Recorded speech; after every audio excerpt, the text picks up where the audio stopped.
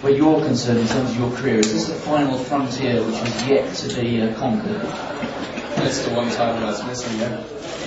And how important is it to put that right? Because you do have an outstanding record at championships. You're also the European champion. You don't often get beaten at level champion. Yeah, but how important is it to you if, in your mind, put this right? I would really like to get a nice collection with all the championships. It would be it'd be the one to set me apart from the other greats of the sport, the likes of Celestine and Backley, which all have a lot of championship battles, but none of them have been able to collect the three of them. Does that in its own way mean that there is a little bit of additional pressure this week that maybe wouldn't be there even if it was a third Olympic?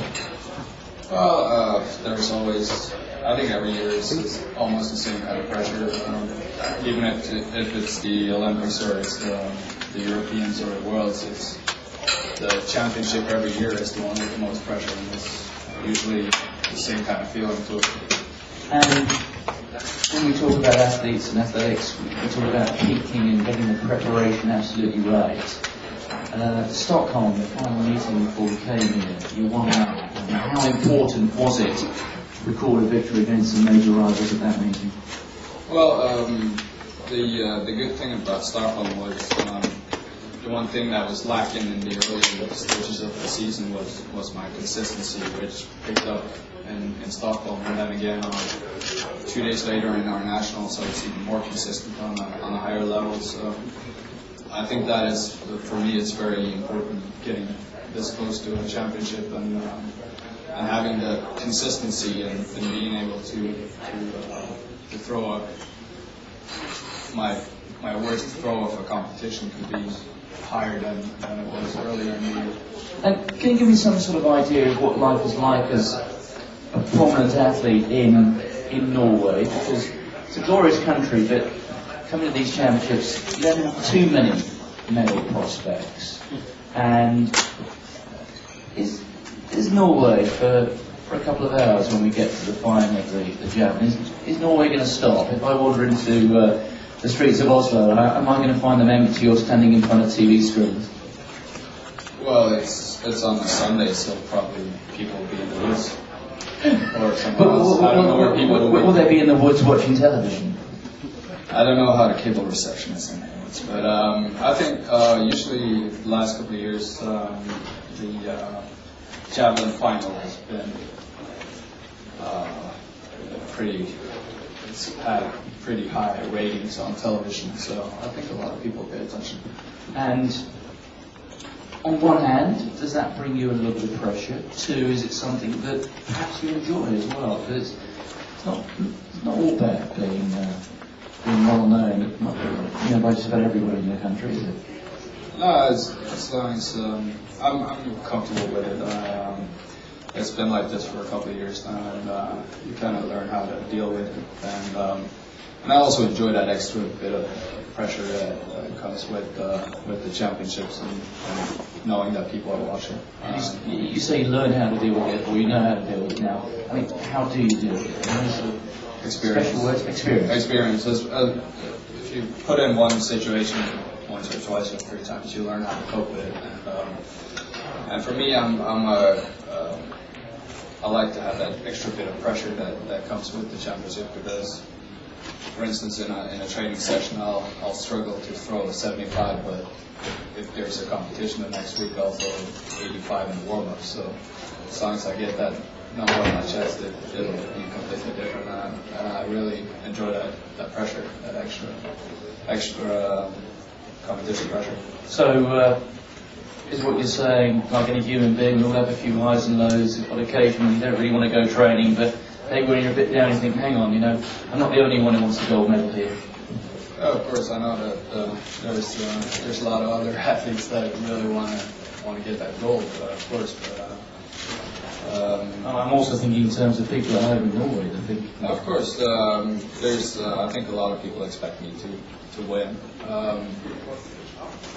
I also expect me to win, but you still have to do the work.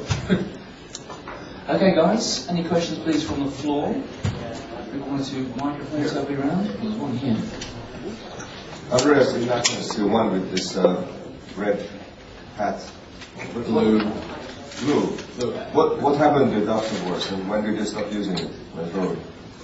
I donated it to the Norwegian Olympic Museum, and they didn't give it back. So it's in Lillehammer at the Olympic Museum. You have to leave it there? Yeah, they kept it. But it was kind of fun for a while, but it wasn't really something I planned to keep wearing all the time. Any replacements anyway? Huh? You got any replacements anyway? I got a couple of hats back at home, but it's I don't. It was, as I said, it was fun for a while, but it was like something I would keep doing. Any other questions? 90 meters, Andreas. Is that good? Is it going to take 90 meters to win this weekend? It'll. If you look at the previous years, it's been between 87 and 88 to 90. So I think 88 could win it, but I think anyone who throws 90 meters, it's a sure thing.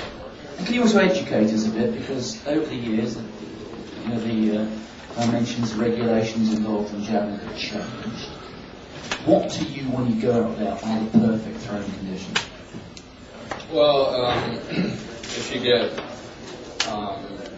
just a really good tailwind, you get it off your good tailwind off your right shoulder with maybe between 15 and 25 degrees weather. So what we're talking about is if your right arm umbrella, Yeah. behind you, just a little bit off the Off right. the right side, yeah. Which we don't usually get because we're in big stadiums, so it's not really ideal for really good, really long throws. But for a championship, you have to throw where you really decide you're throwing. So. And how much experience have you got of the Berlin Olympic Stadium throwing there? I think it's my 5th or 6th time throwing there. And are there any conditions which tend to dominate the javelin throws at the stadium? It's a big stadium, so there's not really any wind condition to speak of, and it's going to be like all the other championships in terms of conditions. On the whole, how do championship conditions in big stadia differ to maybe when you're throwing at smaller stadiums? Well, if you look at the results, most of the big results you tend to come from smaller stadiums. But over the last year, I was able to throw my best of the year in Beijing, which was a big stadium. So I think it shouldn't be. I think I'm capable of throwing those big distances out of a big stadium.